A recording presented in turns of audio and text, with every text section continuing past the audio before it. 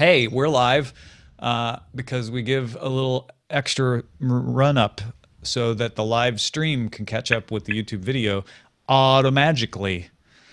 You don't have to apologize for going live earlier. Wasn't an apology. People like just an explanation. Now, the only reason I even explain is because some people look at this on demand and they'll be like, where's the show? Why doesn't the show just start when I press the play button? So there you go. That's fine. Makes sense. So you can't please any of the people all of the time? Not about pleasing. Just informative. Today the role of troll will be played by... Yeah, seriously, what's up with you? Oh, no. I've just been looking at a movie for like 2 days. Yeah, Jenny's in the midst of a long research project. Is that fair for me to... That's a fair way to put it, yeah. To describe it? And it's making me sassy. That's what it is. Doing that. Is that what it is? And assessing it is making me a little sassy. I can't wait for people to find out. No, it's Follow not that Jenny on Twitter and Snapchat and Flickr and Friendster. No, I'm not on Friendster. What is it? No one's on Friendster anymore. It's all offline. I want to do another flashback episode. Last time I did that, I got in a lot of trouble from people. But it's so fun. Oh, where you talk about technology that is not what? Does not the first time I did it, I think was with you, Veronica. Which one? Didn't we do like a flashback episode of Buzz Out Loud where we pretended we read news that was old? I don't remember that, but it sounds like something we would have done. Yeah. And then I did it as an April Fool's joke with Will Harris and Sarah Lane and Iaz, and people got mad. People yelled at you? Yeah, because they thought they were getting a regular episode of TNT, and it was 10 years ago or 20 years ago, I can't remember. I think this audience would be okay with it. Well, if I do it again, I would do it as an extra episode. And I think that's what we did with BOL. It was like maybe one of our Christmas bonus episodes or something. Or holiday. We did it for a holiday of some sort. Okay, I'm retiring to Behind the Slate. Okay. Or you could do it, turn the tables or something and do it as a future tech episode. That's more difficult, but that'd be fun. That requires thinking. Well, I know we did it on Buzz Out Loud because I took one of my old PC computing magazines and we just used that for the stories. Oh.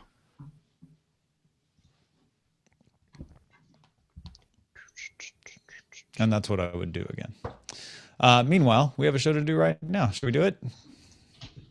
Yes. All right.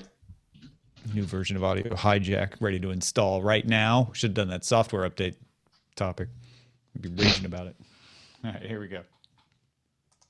One person can't make a difference, but all of us together on Patreon, we can. Daily Tech News Show relies on your support, and every little helps.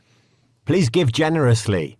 dailytechnewsshow.com/support. This is the Daily Tech News for Monday, January 25th, 2016. I'm Tom Merritt. Joining me today, Ms. Veronica Belmont, as she does regularly on Mondays. How are you? I'm good. How are you? I am doing well. Thank you for asking. We haven't been invaded by France, though. Patrick Beja is also joining us today. Explain yourself, sir. Wait, what? You mean it's not Tuesday? I've woken up. Oh, you just got the early? date wrong. That makes sense. No, as you can see, or if you are a video viewer, you can see all the boxes. See all of the boxes? It's because I'm very busy this week, and because I'm moving at the end of the week, and it was much easier for me to do the show today. So thank you, Tom and Jenny and Veronica, for letting me invade Monday. You're welcome. Well, I think it's fine. And I can't wait for you to get to Finland and have all that extra bandwidth to play with. I think it's going to make the show that much better. Exactly. Meanwhile, let's start with some headlines. This is going to be our discussion story, too. Sunday evening, Jack Dorsey partially confirmed reports from the New York Times and Recode that top executives are leaving the company. Katie Jacobs Stanton, head of media, Kevin Weil, head of product, Alex Redder, head of engineering, and Skip Shipper, head of HR, are all choosing to leave, according to Dorsey. Recode had said one of them was being asked to leave, but Dorsey said no, they're choosing to leave. Also, separately, Jason Toff, GM of Vine, which is owned by Twitter, announced that he will leave Twitter to work on VR at Google. Adding a little fire to that, Google's hiring people for VR stuff. Twitter is holding a 2-day leadership summit in San Francisco later this week. Thanks to Captain Kipper for posting this on the subreddit. Yeah, we're going to talk more about this later in the show and kind of what it means. But yeah, a little trouble in Twitterville for sure. Yeah, well, and like you said, we're going to talk about it, but it's all like, is there really trouble? Is it just Dorsey cleaning house? Do people use Twitter enough? All of that stuff. Absolutely.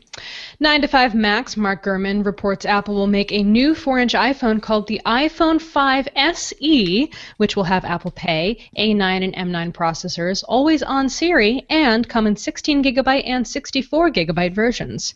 Gurman has told Apple plans to announce the iPhone 5 SE the week of March 14th, along with new Apple Watch models. Now, this is just Gurman's sources, but Gurman's sources tend to be actually more accurate than official sources sometimes. I think we're really seeing now the fact that Steve Jobs isn't working on these products anymore. Obviously, under his tenure, the name like iPhone 5 SE would never have flown. So, no, they would never do 3 letters in a name like 3GS. oh. Yeah, they would never do that. That's bananas. Or the all right, Apple all right. II SE. No, maybe then it is going to be a very large iPhone that mimics the SE. The 5 special edition is just ridiculous. It's like 20 inches long. No, I think if this ends up being true, which again, Gurman has a good track record on this stuff, it will probably be a smart move to say, you know what, we're going to replace the 5C entirely. We're going to replace the 5S. He even said it sounds like they may replace the iPhone 6 and 6 Plus, not the 6Ss. And so you'd have the iPhone 7, the 6S, and then this new 5 SE in the autumn once the full lineup is created. Well, I'm ready for an upgrade, so I'm excited either way. Would you upgrade to this, or would you wait for the 7? No, I'd wait for the 7. Yeah, okay. Yeah, sure. but well, this would be a smaller 4-inch phone, so I'm sure none of us would ever. Really? It depends. If it had I mean, we don't really know what the full feature set is yet, but there are certain things about the 6S that I don't have that I would like, because I just have the 6 right now. So depending on what the feature set would be and the price points, I would maybe consider it. And Gurman's sources say it's going to have the chamfered or the smooth edge like the 6 and 6S. The rounded edges. I miss a smaller phone. I really do. Oh, that's actually surprising. I thought once you had a bigger phone, you couldn't go back to these tiny screens. But, it's the pocket problem. It's the lady pocket problem. We don't have pockets big enough to fit the phone, and so I have to carry a purse with me everywhere, and it's a pain in the butt. As is a big phone. Yes. Microsoft announced Cortana can now automatically create reminders for you. The feature, called Commitments, scans your local email and suggests reminders that you can accept or reject. It also alerts you to meeting requests that fall outside of your usual meeting times or are coming in last minute. Commitments is rolling out to Windows Insiders program users first. And when I read this piece of news, my immediate thinking went to, I'm sorry, Dave. This request for a meeting is falling outside of your regular parameters. No, it doesn't prevent it. It just alerts you. Because apparently, this was not the way things were when I worked at CNET. But apparently, Back in my day. Yeah, my wife says that the corporate culture where she works, which is YouTube, is you just put meetings on people's calendars. And unless they decline them actively, the meeting happens. It's never a request. And so this kind of thing would become important if somebody's like, hey, somebody put a meeting on your calendar at 7 a.m. You'd be like, okay, hold it. I need to go decline that right away. I think that's terrible. That's like typical. Ugh. What an awful thing to do. I always ask before I send a meeting invite. So do I, but then a lot of them become difficult to set up because people have to respond, some people don't, and then you have to find out the right time. And Oh, is this all stemming from your inability to use Doodle, Patrick? Is that where this is coming from? I You am last always person to the sign up first to one. Doodle. What? The first one? Are you kidding me? This will be resolved later, Belmont. This is not over. Uh-oh. I believe a gauntlet may have been thrown. Google does a similar thing, by the way, where it will look at a email and say, oh, I'm going to throw that on your calendar because it looks like you have an appointment. I love this for movie times, stuff like that, where it can just automatically have something on there. And occasionally it gets it wrong and I have to reject it. But most of the time, I appreciate the fact that it recognizes those things. So I'm very much in favor of that, like, hey, we noticed an appointment in your email, and so we're going to add that to your calendar for you. And I love. Go ahead. I was just going to say, and giving you control over that is, of course, important. I am excited about the AI wars because Siri is just getting left in the dust right now, and pretty much all counts. She's not my favorite. We have beef. I'm sorry, Veronica, but I can't find what you're asking about. Snap Prefs, Meseros Marcel, Pyotr Brozowski, Johnny Onston, and my apologies to all of them for butchering their names, posted findings on xdadevelopers.com of features hidden in the Snapchat APK for Android. The Chat V2 interface seems to indicate audio and video calling might be on their minds. So not just if you're both on Snapchat, but the ability to push a notification to somebody saying, hey, I'd like to talk to you like a normal call. Stickers could be added into that as well. Different status symbols with emoticons to say that whether you're talking or not might be added to the app. Again, these are all things that are in the code. It doesn't mean Snapchat will necessarily make them available to users. That would be fun. I liked when Tom and Eileen and I were all playing with Snapchat recently, and we're like, oh my God, we can do live snaps privately with each other and just have a conversation. So I think, yeah. Yeah, it's exciting. And I don't ever use it because the other person has to also be on Snapchat at the same time, which you don't always know whether that's actually going to happen or not. Totally. Android Police reports that Google's Game API no longer requests access to a Google Plus account to access game-specific services. A separate player ID is created instead now, and a setting is also coming to turn off automatic sign-in. No time frame was given by Google on when the changes will be implemented. What do you think of that? I think for the gaming on Android, it's actually great. Giving me more control in the settings, very big fan of. And the idea that I don't have to tie it into Google Plus, also a good thing. Developers can still ask for Google Plus ID the way they would ask for Twitter or Facebook, and you can turn them down or give it to them. That's up to you. It does still make me wonder how much of Google Plus will be left in the end and what Google will use it for. This isn't necessarily a game changer as far as that goes, because it was over integrated in this case, in my opinion. But I don't get the feeling Google's really behind keeping Google Plus running. I know. And And it's also, go ahead, Pat.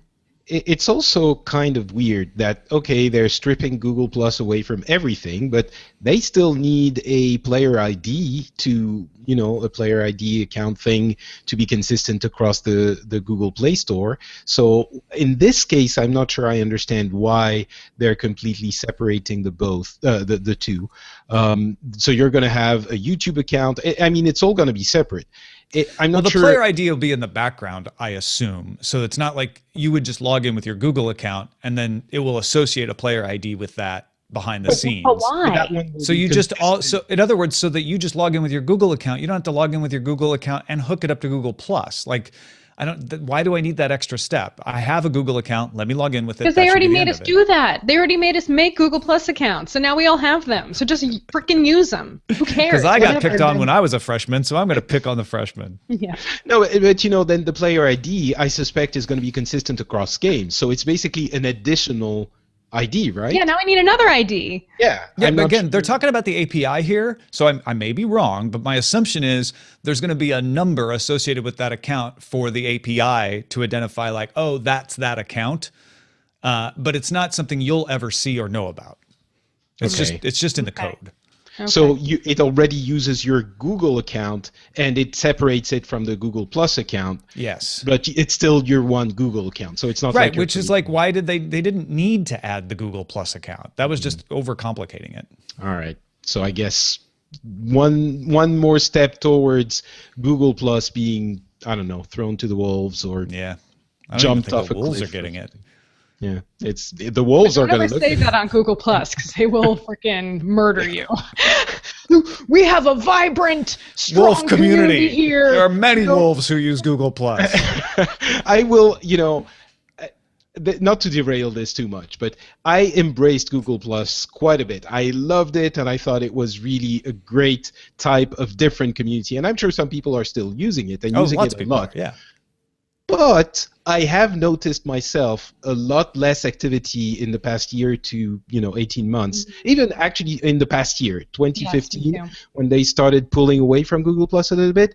It's become a lot more quiet. And I was part of the people who were saying I love Google Plus when the other, the cool kids, the Facebooks and Twitter were like, oh, you're going in that ghost town. Is someone still using it? Yeah, it was not a ghost town when that's what people were saying. Well- I still interact with people on Google Plus all the time, me too. every week, lots of times, and I appreciate that. But it does seem like Google is continuing to pull away from it. It wasn't a ghost town when I was using it.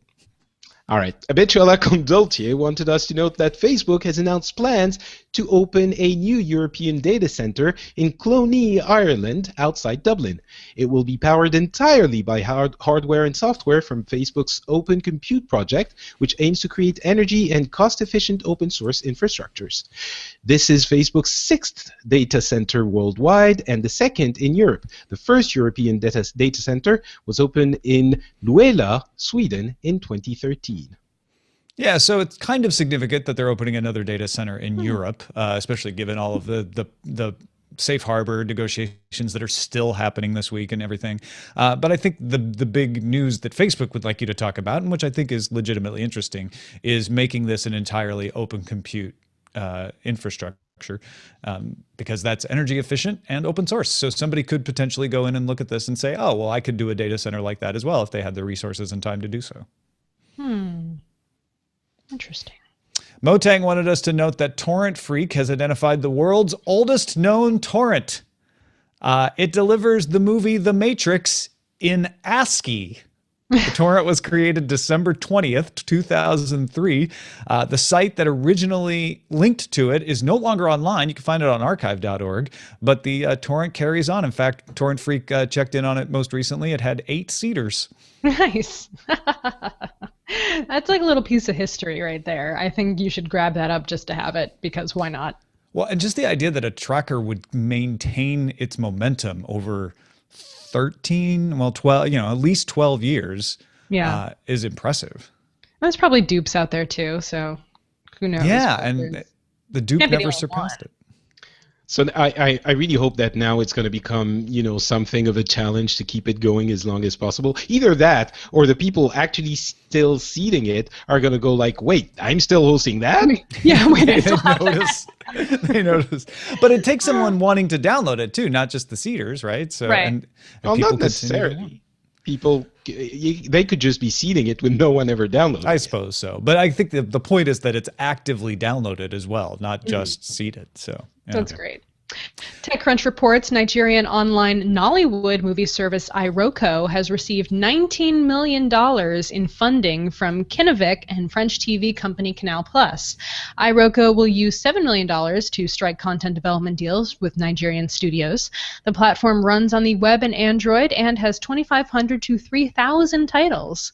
Nollywood was a $3 billion industry in 2014, ahead of Hollywood and just behind Bollywood. So yeah, first of all, if you didn't know Nollywood is the thing, you should know that. I do now. Because it's huge, and it's people in Nigeria making movies out of small studios. And then there's a Netflix-like service, but it's not a streaming service because bandwidth is so limited. They make it a download service, and they try to compress the movies as much as possible to make them small. A lot of people watch them on Android phones anyway. And they want to fund the content. It's the same thing that's pushing Netflix. I think this is fascinating, where Netflix is like, we should just make good content and own it. And in Nigeria, according to this TechCrunch article, the Nollywood studios sometimes have a hard time getting the money together to fund their movies. And so this would help the Nollywood studios as well. That's You know fascinating. what I had no I idea. take away? I take away from this article, they put up a screenshot of the iRocco service, and the featured title is called "Husbands of Lagos." Do you call it Lagos or? I think it's Lagos, maybe. Lagos? Sure. Lagos? Lagos. The Lagos? husbands of Lagos are 5 close friends who navigate a maze of intrigue, secrets, deceit, and romance in the hustle and bustle of the city that is Lagos. Lagos. Lagos. La- That sounds exciting, actually. Lagos. All I know is I always had to have that airport in the Pocket Planes app. Yeah, I had. Lagos. That's where I know it from. That's.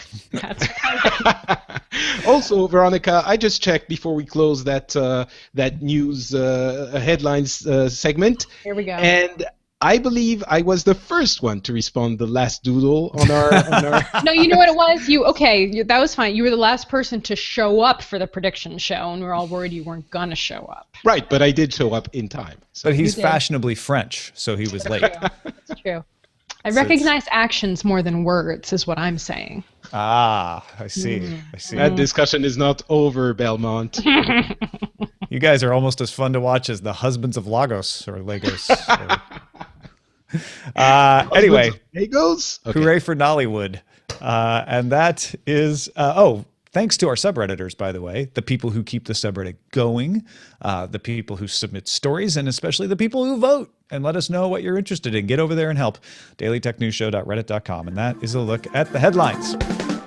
All right, as we mentioned, 4 top executives leaving Twitter. Could it be a clearing of house? Could it be frustration? Hard to say. We also have the GM of Vine going off. Maybe that person just wants to investigate VR at Google. Maybe it has nothing to do with anything. The New York Times says that later this week in that leadership summit we were mentioning, Twitter is expected to announce a new CMO, Chief Marketing Officer. They're also expected to add 2 new board members. One of them is supposedly a well-known Ashton Kutcher, apparently. media personality. Is it Ashton Kutcher? This is That's the the rumor. rumor. Is okay. I was The making rumor sure is Ashton Kutcher. they haven't actually announced it yet, but it would be either Ashton Kutcher or an Ashton Kutcher-like celebrity, I guess. Perhaps. Be interesting to see. The stock has been dropping. January 8th, it hit its first sub $20 point at $19.98. Today, it was around $70, and I meant to look at this before we got to this point, but markets are closed at this point, and it finished at $17.02. So its stock's been taking a beating. Rumors of acquisition were swirling around. Jack Dorsey was named permanent CEO just back in October. He has said Twitter will become the first thing everyone in the world checks to start their day and the first thing people turn to when they want to share ideas, commentary, or simply what's happening. So he wants to be Reddit. It's not quite exactly that. But certainly there is something happening at Twitter. I think well, there are 2 ways to look at it. Either you're going to say Twitter is in trouble and the leadership is leaving because they don't want to be there when the ship sinks. Yeah. I don't think by any way you look at it, the ship is sinking. The worst way to look at it is that revenue-wise, they're stagnating, and financially, they're stagnating. They're not going. They're not on a downward slope. It seems. I don't know. $569.24 million in revenue in Q3, up 57% year over year. Revenue's not bad. Monthly active users are pretty stagnant. That's where they're only up 3% quarter over quarter and 8% year over year. It's still growth, but it's not the kind of growth you would want to see if you think Twitter hasn't leveled out. Especially when they're around 300 million monthly active users, which is a lot of users. It's not like the network is going away anytime soon, but it's nowhere near Facebook, obviously, but also the new darlings of communication services, which are direct messaging and private messaging services. So I think that's what people or financial analysts are looking at and saying, well, maybe Twitter isn't doing as well as we would want them to do. The other explanation, as you were alluding to, Tom, is that Jack Dorsey is here and he's looking at the product and the service the way it's been in the past, couple of years, and he's thinking that this is not it's not being handled the way it should if they want to grow if they want to grow it, and he's politely asking people to maybe move on with their lives. That's possible. So this is the big rumor is that he kind of asked Kevin Weil to leave because Jack himself is such a product expert, people say, and he is kind of putting in his own people into place in the product team to kind of lead the direction of what Twitter is going to look like in the next 5 years or so. But yeah, the growth problem is major. The fact that people sign up and don't stay, don't use it, is another issue. A lot of people have signed up and just don't return to Twitter to continue using it. And Twitter is kind of seen as being in this kind of media bubble where we talk about Twitter all the time, and we talk about what a big change Twitter has had in media and in communication and in the way the world is going in terms of being connected online. Yet mainstream, as Patrick mentioned, it's not getting the same kind of traction as something like Instagram and Snapchat are, which are just growing hand over fist and becoming the places where young people especially go to communicate with their peers. They're not really going to Twitter in that way. I mean, Twitter is still very much part of the media technology bubble, and I don't know if it's ever going to. It's strange to me to talk about Twitter as not being a mainstream app, but I don't know if it's ever going to catch on the way some of these other apps are catching on, even though I think it's, great and amazing and fun to use. I think it's in a big way, it's a privacy thing for a lot of people. Young people who are using apps like Snapchat and Instagram tend to use them in much more private ways than people are using Twitter. And I think that's important to them, or private messaging services too, things like Facebook Messenger. So we're seeing more of that and less of the kind of public declarations of conversations and things happening as maybe we once did. Yeah, I think Twitter has changed from being an interactive app to being a broadcast app, for good or for ill. Wayne in our DTNS bosses Slack said that media and journalists are much more in love with Twitter than the consumers. And that's kind of the point you were making too, Veronica, which is, if you want to broadcast out to the world and you're a media company, Twitter's a great avenue for that. But if you're my sister and you sign up for Twitter and a bunch of people start replying you things that you're not comfortable with, you're going to retreat to Facebook, because you're like, you know what? I can control who sees my things. I can control who I talk to. I feel safe here. Well, the safety. They have a huge safety and harassment issue too. I mean, that is something that we can't overlook, because they are really struggling right now to figure out ways to control the issues of harassment that are going on. And it's not something that's easily solved. And a lot of people are just retreating, like you're saying, to places where they have some control over who reads their content, who follows them, and who they're interacting with. This is definitely a problem that is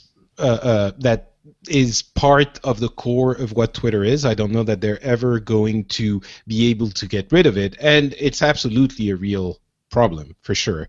That being said, I want to take exception to the idea that Twitter is only a media heaven and that normal people don't use it. I mean, it's true that in this world of million active users, or you're nothing, 300 million seems like a small number, but it's still a lot of people. It's not like there are 300 million journalists using Twitter.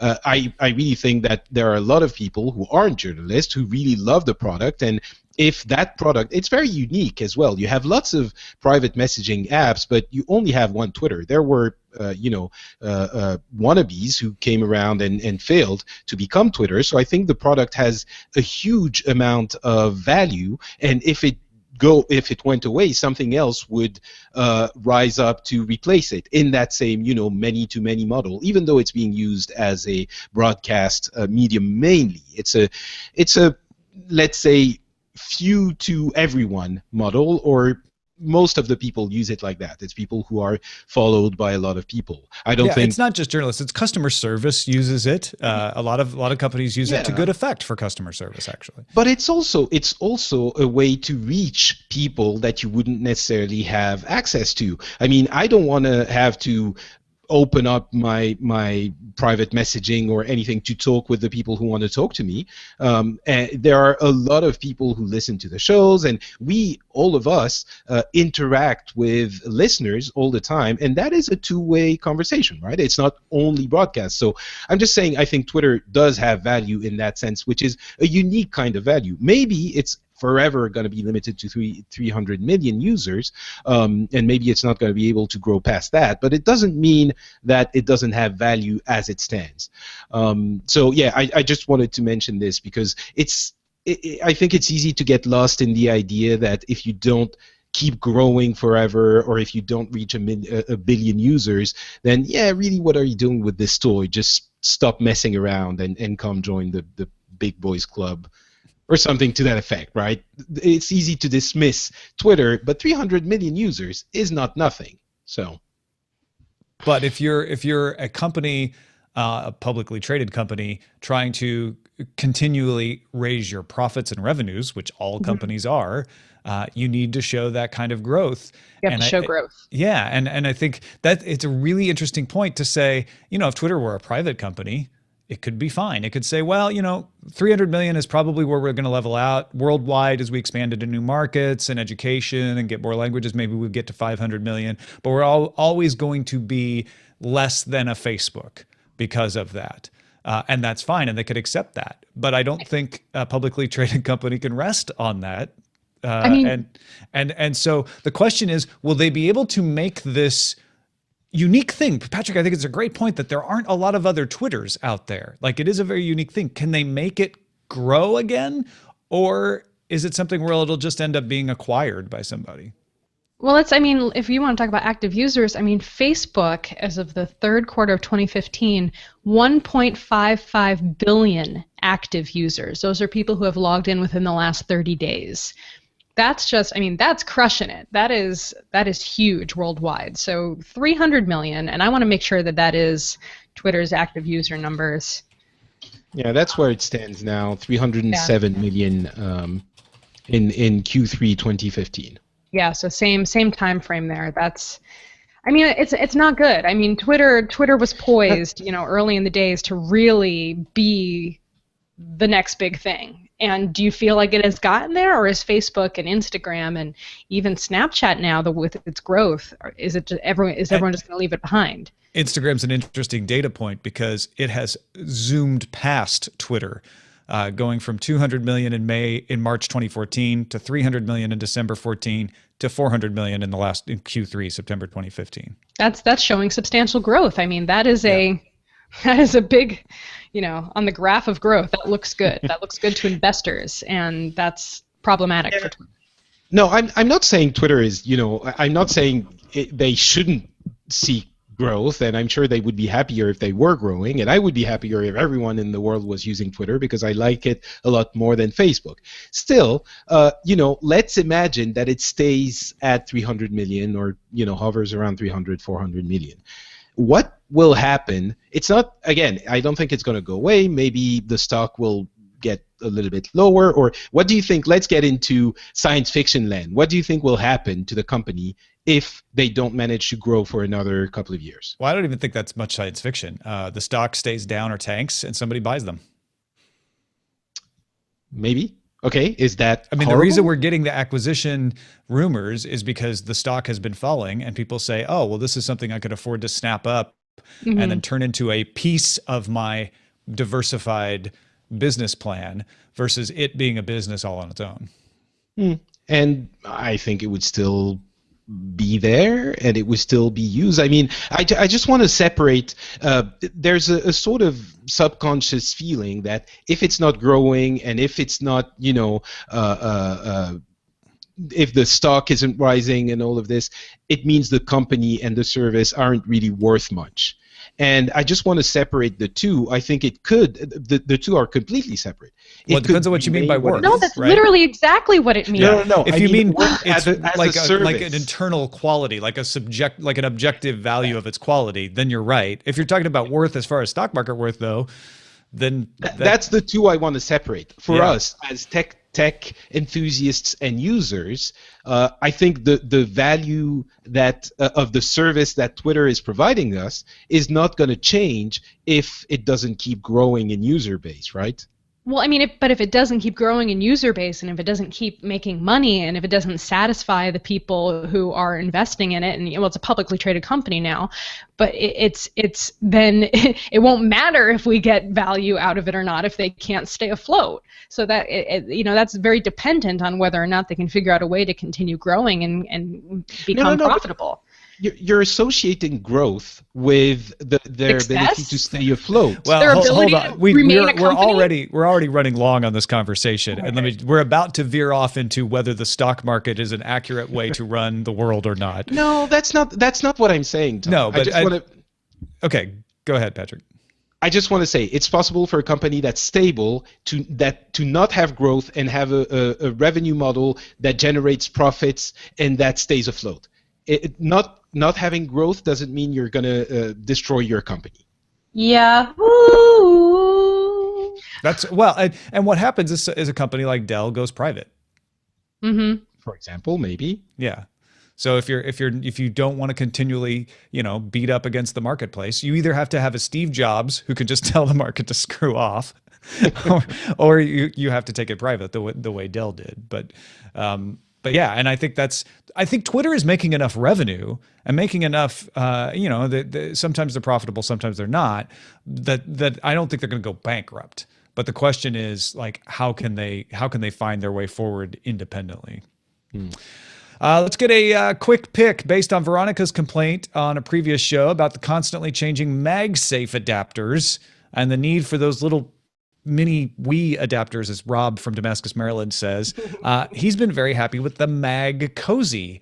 They're cheap and damn useful, he says, especially if you, as I do, have an older power supply tethered in a spot in the house that you use with several different Mac laptops, and essentially just takes the adapter and ties it to the power cord. Costs you about $10. Yeah, so you never lose them. I've seen those before. They are handy. I don't have one myself, but I can see why that would be very useful. I think Rob's going to send you one. Oh, does he make them? No, but Oh. they're only $10. Come on. Oh, okay. I will accept your bribes. Send your picks to feedback@dailytechnewsshow.com. You can find more picks at dailytechnewsshow.com/picks. Rich from lovely Cleveland wrote in and said, when we were talking about Apple's hire of Doug Bowman, Darren was stating that he hoped that VR could maybe establish a footing this time without Apple having to come in and dominate it to set the standard. And Rich said, well, I agree, it would be refreshing. It's not like there are a bunch of small VR hardware vendors being threatened by Apple. Personally, I don't see much of a difference if Sony, Facebook, or Apple dominate VR. I guess HTC is the little guy in the room, but there are indie VR hardware players getting any traction that Apple would quash. Does Magic Leap count?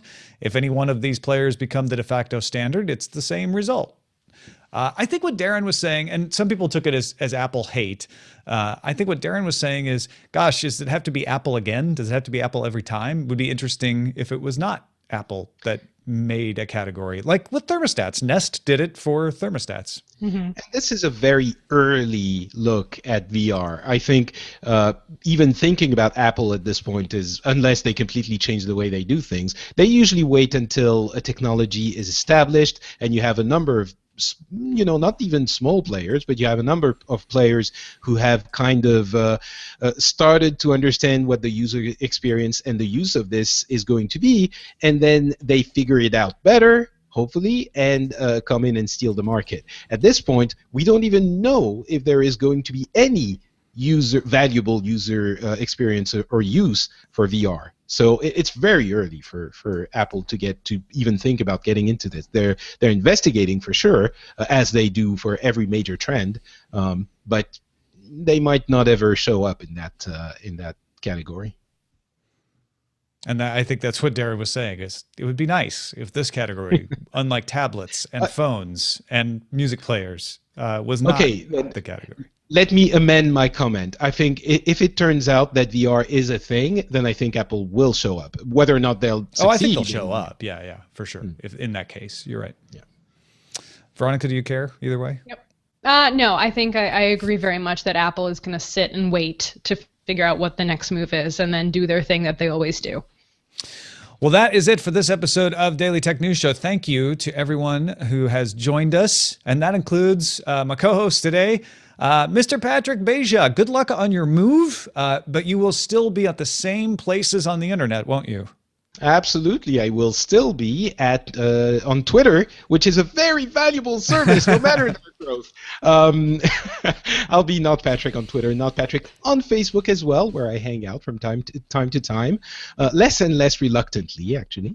And I'm also on FrenchSpin.com, where you can find a couple of shows, one about video games called Pixels, and one about international news that I actually recorded the latest episode of, with one Tom Merritt on last Saturday. So if you want to hear us discuss, and actually if you want to hear Tom school me on American politics, you can go listen to the latest episode where he explains to me why Donald Trump and Bernie Sanders are being successful in the primaries. It's enlightening for me. So it was a fun conversation, and Patrick made me think about some whys and wherefores, and by all means, I'm not saying I got it entirely right, but I think we both came out of it with a little more understanding. And it was great to be on with Matthias, too. Yeah, he talked about a bunch of things happening in Germany as well, and we discussed all of this together. It was a great time. So go listen to that at FrenchSpin.com. Veronica Belmont, of course, you can ask her anything. Dear Veronica, available at Engadget. She will solve all your problems. All your problems, but most importantly, follow me on Snapchat, Veronica Belmont.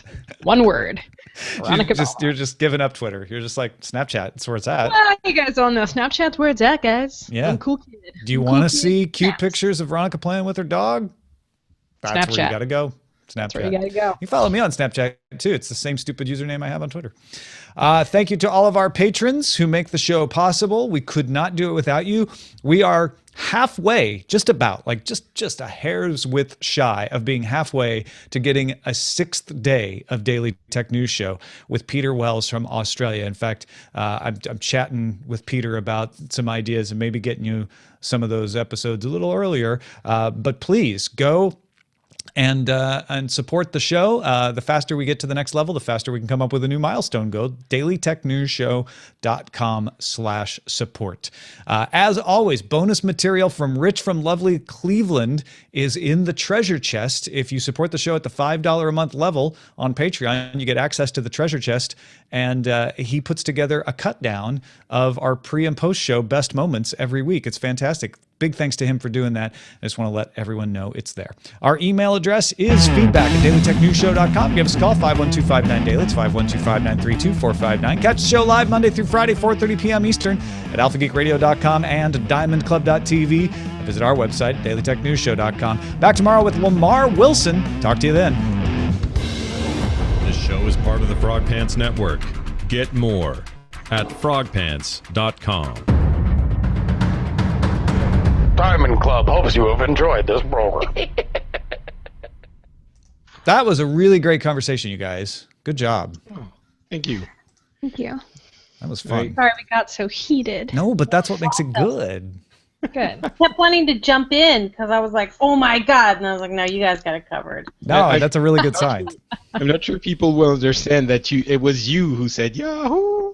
I know. Well, it was just like, no, I'm sorry. In America, a company cannot long survive when it's only. Well, Yahoo is doing fine. It's not growing, but it's No, it's not doing fine. I know what Patrick means. Like, wait, Veronica, wait a second. Stop laughing for a second. No, wait, Yahoo. don't interrupt Veronica Belmont. Not do it. Not on Mondays. Okay, go Oh, snap. There's something you were gonna say? Yahoo's a shit show.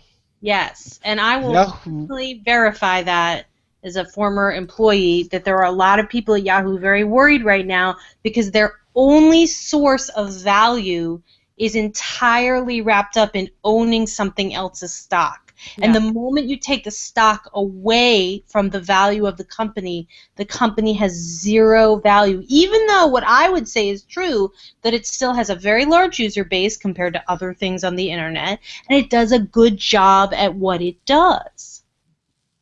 Yep. All right. Can I speak now? Yes. Am I authorized to open my mouth? Yes. You capitalistic censors? No, I mean, this is what we're completely in agreement. Actually, I think we're saying the same thing, just looking at it from a different point, from a different angle. Monetarily, it is in danger, obviously, and it's not doing well at all. But you said it yourself, Jenny. It's still providing the service that it was providing before, and it still has a lot of users. So the comparison I'm doing with Twitter, it's obviously two very different things, because Yahoo has gotten into media, it has gotten into different areas, and it has left its core business of indexing the internet pages from a long time ago. But it is still performing the service it was performing before, and whether or not it is doing well financially doesn't change the fact that it's performing that service. So let's say Twitter never grows ever again, it is still going to remain Twitter and perform that service. I don't even understand what you mean. Like, I don't like it. Just because they're still providing a service doesn't make them a company that's functioning or making profit or satisfying their investors or their shareholders. Like, in order to be a successful company, you have to do these things also, as well as provide and iterate on your service. Well, if you're confusing growth with viability. Growth is continued success. It doesn't mean you stop functioning if you're not growing. What does that mean? Twitter not does continue to function. That doesn't mean those words don't mean anything in terms of business. Of course they do. Of course. No, I'm not talking about business. I'm talking about the service. Twitter. Their service is a business. Allowing you to tweet things that reach other Twitter users. Let's say Twitter, has 500 million revenue and 50 million profit until the end of the day. I can write a script to do that. That doesn't make me a successful business. I don't care about the fact that they're a successful business. That's not what I'm talking about. I'm asking whether or not whether or not us as users who aren't stockholders and investors, do we care that the stockholders are making lots of money and wanting to sell or buy Twitter stock? But we should care, because if they don't make money, we don't get to use Twitter anymore. That's a different conversation. No, that is the entire conversation.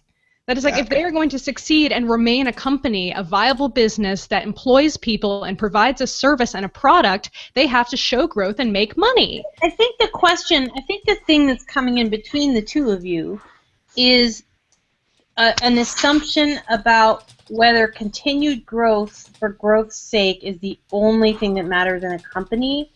And where I start to take issue, and where it does become going down the rabbit hole of Wall Street good or bad, is when I see people flip out about Google not having continued growth because they didn't exceed their previous quarter's numbers, or Apple not having it. And that's when I get a little queasy about it. Because, I am not sure there is still a market for what Yahoo does past the people who are still using it by default. And I would argue that Twitter's value is overstated by you, Patrick, because it's still useful to you. But it's not necessarily becoming useful to anyone else at scale. Well, I'm not 300 million people. There are 300 million people. But those 300 million people will continue to diminish fairly rapidly when their children teach them about Instagram. Well, maybe if then if the user base diminishes, then I agree it is going to be an issue. But if there is a viable user base that the company can make money off, I don't see why it means that the service is going to go away. You're asking, can Twitter just be a small, successful business? Yes. And with quotes, because 300 million, I don't think it's small. But that's actually a legitimate question, which is, when is it okay? Nobody expects a small business in America to have 300 million users. Like, that would be no longer a small business, right? But when is it okay for Twitter to be like commoditized? Like, it's just now it's a commodity and it's not expected to grow at some weird exponential rate. I totally am down with that. That's like a different tangent, but the idea of a company being for social good instead of for profit, or a company just being for it's useful. But I don't know if that's the goal Twitter's going for. But even if they make 50 million profit, It's still a sizable amount of profit. I mean, for it's you, not for social good. Yeah, well, but for not me, yes, necessarily but for like a media company. no, okay, yeah, I agree. But it doesn't mean that the service. There are lots of services that don't make 50 million profit. I don't even know if they make that much profit. I But would doubt let's it. say they do. There are lots of companies that don't make that amount of profit, right? That don't make millions of profit. It doesn't mean they go away, or it doesn't mean they're bad businesses. Yeah, I Does mean it? that's sort of the American capitalist quandary. Yeah, but regardless of ideology, they could exist, making a little bit of But you money. can't. So what the problem is here is that unless, as we mentioned, unless you're Steve Jobs, you can't go back. I mean, they have predictions, they have goals they have to accomplish. They cannot go back in time and say, okay, we're not going to grow, we're just going to continue to plateau. There's no plateauing in this scenario. Like, that is not going to work. Like, that is how the business of things is done, and they can't plateau at this point. Jack he has to improve, he has to grow. That's why things are so crazy right now and why there's so much turnover, because there's so much pressure on these executives to make a product that continues growing and iterating. And that's why we're talking about this at all right now. Yeah, no, I understand this, but let's say he fails and Twitter, for the sake of argument, gets bought by, I don't know, Google, Amazon, whoever, News Corp. And it becomes a little toy that they have, and they're happy with the whatever 50 million revenue profit it's bringing in, and they're happy with the service as it is. And well, then that's going to be seen as a huge failure on Jack's part. It's going to be seen as one of the biggest technology failures in history. I agree. So. I agree, but Twitter wouldn't go away. Maybe. Right? I mean, it could go away as well, but it could still Yahoo before I answer that question. I guess we have to see what happens to Yahoo before I answer that question about Twitter. Not really. Yahoo could fail, and again, it's not the same kind of technology. There is no other Twitter. There is one, type of social network that works exactly like Twitter. There have been others that have tried to do it. They've failed. And what that says to me, the fact that Twitter is still here and that it has a stable 300 million users, is that there is a certain amount of people that do want to use a service like this. All right, I'm not convincing anyone here. Well, I think you're all right. I think that what happens with Yahoo will be slightly informative about Twitter if it happens soon enough. But Patrick's right; they are different companies, so it's not predictive. And I think that what we're dealing with, I think what I'm taking from what Patrick's saying is, a company can be perfectly useful and valuable into itself to its users, and have wildly different values on the stock market. And I think Veronica's absolutely right that if Twitter doesn't continue to outperform its IPO value, it'll be seen as a huge failure by its investors. So you can be an Instagram and you can sell for $1 billion and be seen as a success because you returned value, or you can be, something that got sold for parts and was dismembered. There was recently a social network that happened to, where like basically they sold it for the technology and the staff. So the question to me is, which road is Twitter going to go down? I think I think maybe this is what you're responding to a little bit, Patrick, is the idea of Twitter being a failure seems unreasonable given how useful it is for 300 million people. And so you're like, well, it's not going to fade away, unless they just stopped making it or they did something to undermine what makes it valuable now. So is it important for us to have our tools driven into some huge growth thing when they could just be perfectly sustainable, useful tools? And is there a place for that? Yeah, ideally, yes, it would keep growing, as I was saying, and every company would grow until, until it explodes. No, but every company would grow until they become incredibly successful and valuable. I'm just wondering if the only two options are grow to infinity or fade to oblivion, or if there is a way to make a business that is just good and works and has its users and has a revenue and has profits. And that's what it is. And I mean, and look maybe at things some like point- ask.com that are still around. Yeah, but that's not 300 million users, is it? I mean, it doesn't I don't know seem- how many users they have, but it's, IAC I don't know. still runs it. Dropbox, for example, I'm not sure it's still growing immensely. Maybe it is. Maybe I'm mistaken. But let's say Dropbox it wasn't. is growing. Yeah. Dropbox is fine. But are they growing? Yes, they are. I don't think they're your best example. Okay, let's say they weren't. Would that be considered a failure? Let's say they had, 500 million users and they weren't growing anymore. Let's give an example where it's growing and has a huge user base and is still becoming a failure, like Reddit. Yeah. Like that company may not always be around because they're having major problems internally with their, the people who are running the company and with profitability, and that is a product that is growing hand over fist and yet still might not be sustainable. And both of them have the same problem, which is they're having trouble controlling the very thing that makes them great, which is the complete freedom of speech is running into the consequences of complete freedom of speech. Mm-hmm. Hey Pat, I'll say this much just from my experience from my last startup that Veronica knows very well. Part of the issue is who gives you your initial funding and who your paymasters are. Now, if that switches over time, where there isn't a overriding concern for double-digit returns on whatever money they put into it, yeah, you're going to be, you can be a little more relaxed. But if you've been invested in by, say, a certain class of VC money, there's an expectation for you to kind of have this sort of meteoric rise in terms of the quote unquote value of your company. And I mean, I agree with you. You can have a sustainable business that makes enough money that it covers overhead, and then you still have a nice, net profit on the side. But unfortunately, it depends on what part of the ocean. I guess the best analogy, what part of the ocean you're swimming in. Some parts are very conducive to that. Other parts are like filled with sharks, and the people fishing in those waters really want high returns for the money they put in.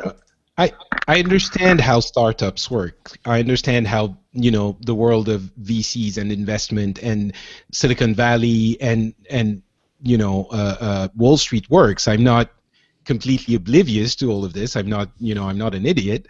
I'm just, and I understand that if you don't achieve certain goals that your investors are expecting you to achieve, then you become worth less business-wise and financially. I'm just thinking about, anyway, we're running in circles now, but it's like if you open a restaurant with your parents and you're like selling tacos and the neighborhood is enjoying your tacos and you're selling the tacos every day. And you have tacos. Tacos. Tacos. Like taco. It's Legos, but taco. What's interesting, Pat, is I also can identify with that because my parents do run a restaurant, but we don't sell wait for that one. And I understand what you mean. I mean, their business has basically seen 3 generations worth of competitors go by the wayside over the past 25 years. And they don't make money hand over fist, but it still runs, and it still makes a small amount of profit for the operation. But I guess I think part of what you're trying to get at is how do you define success? How do you define a successful business? Does it need to have? Is it how much money you bring in and how much more you bring in the subsequent year, or is it B, how long the business can run meeting all its obligations to its employees while providing a decent product that everyone enjoys and have enough money to keep running the business year over year? Well, a lot of it has to do with expectations. Yeah. If Twitter had been started like Craigslist and said like, all we're going to do is 140 character messages and this is what we're going to do and that's it and we're not going to go public, that would be a whole different set of success metrics than Twitter, which said, hey, we're going to IPO and we think we're worth this many millions of dollars. And hey, and venture capitalists, we think we can grow on this curve. And what's happening is they are not meeting those expectations. Yeah. No, I understand. I think this is the biggest cultural divide conversation I've ever had with anyone in my life. And I've spoken to many different people. But I'm not even talking about success, the beginning of the conversation was, can Twitter exist if it doesn't grow? And I think maybe it can. It would be a failure. Absolutely it can. I think the fact that it is still growing and still used as much as it can means it can. I think part of the cultural gap is in the United States, if you don't succeed, people stop working on you. So one of the dangers Twitter could face is that if they don't hit those heights, then people start to see them as a failure, even though maybe they're not technically a failure, and people quit, people leave, which is why 4 executives leaving can be disturbing. And so a product that if it had lots of people who believed in it, continuing to work on it, could be totally sustainable, will suddenly have no one willing to work on it because everybody wants to work on growing properties. And so it's a self-fulfilling prophecy. And that's kind of what happened to Friendster and MySpace to a certain extent. Good conversation, guys. Yes, I agree. And I'm out of the post. So we're gonna shut this down. Pick a title? Don't we have to pick a title? I just picked it. I didn't want to interrupt. It was too good. What did you pick? Twitter executives migrate. Because the bird, the tweet, the thing. That's cute. Ah, right. Yeah. All right. Thanks, everybody. We'll see you tomorrow. Maybe Lamar and I will fight about capitalism.